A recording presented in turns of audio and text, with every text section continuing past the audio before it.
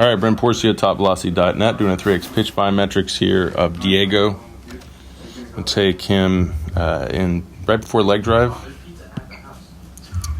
Look at the hip positions. We can see he's in pretty much a neutral drive leg position. So a little bit, -1 is external rotation.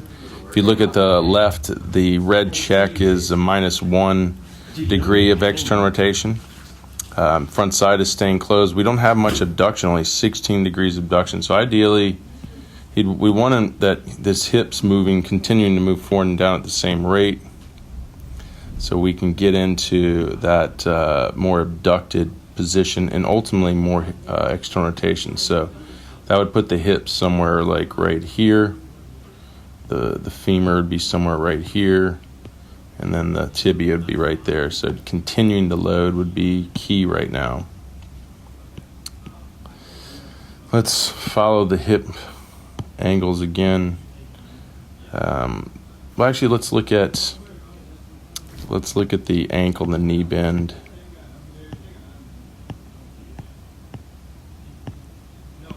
We can see the ankle is, if we look at trail leg, the ankle, the yellow check is at 20 degrees of dorsiflexion, so that's good.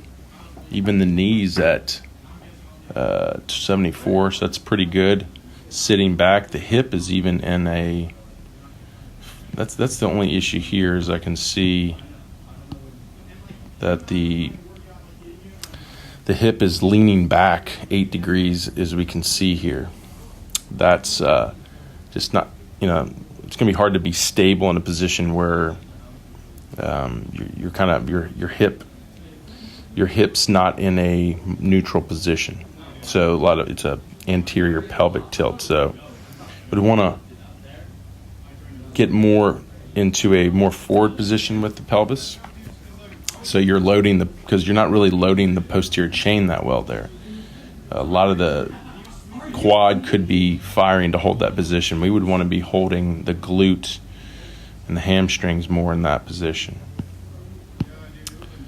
If we go into front foot strike, we can see the hip rotation is at about 49 degrees, mainly because that back leg is just rotating to that position as we hit front foot strike.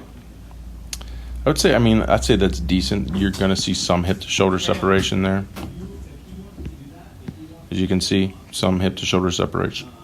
And then the hips are leaning contralateral, which is good, and the trunk is leaning contralateral. Let's see. Yep, the trunk's at 2 degrees contralateral, and it's extended 21 degrees. So loading decently, but there's just not a lot of momentum or drive through that hip. That's the only issue. As far as hip extension,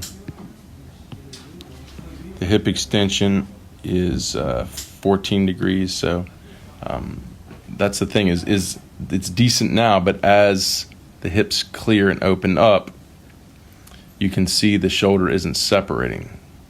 So the hip extension is now at 17, and the shoulder's keeping up. So the goal is, we're trying to hit front foot and then have enough power to when the hips open, it's still keeping the shoulder separated. And you can see that's not happening. So let's see. One of these is showing it. Yeah, so the blue check, the hip chest delta is a -20. There's some separation. It's just not.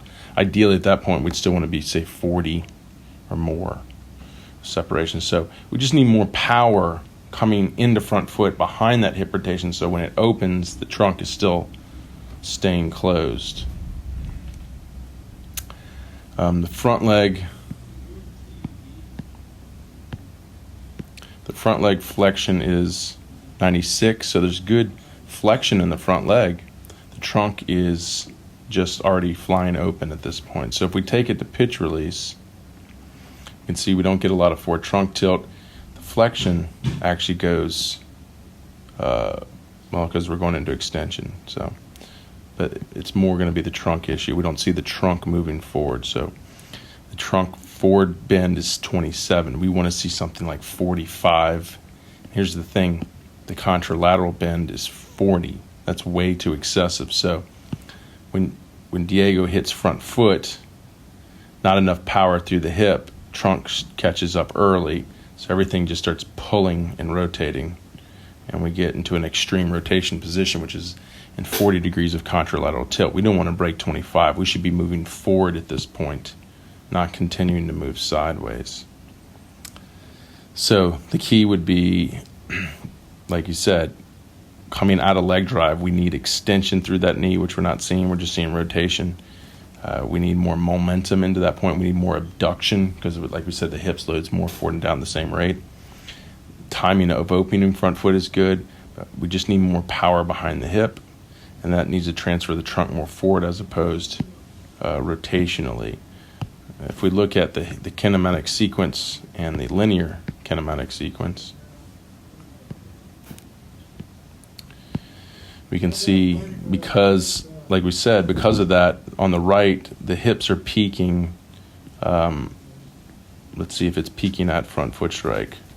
So we're hitting front foot strike right here, and the hips are peaking at that point, but the trunk is peaking right after. So we see that green dot and that red dot are pretty close together.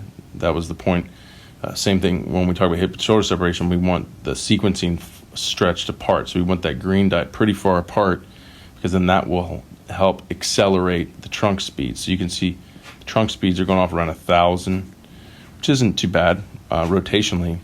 But we see on the left with the linear graph, those trunk speeds, linear, are pretty much peaking right there with the hip speeds, and up to 13, but that's not till we get after pitch release. See, here's a pitch release, and then it's going up to 13.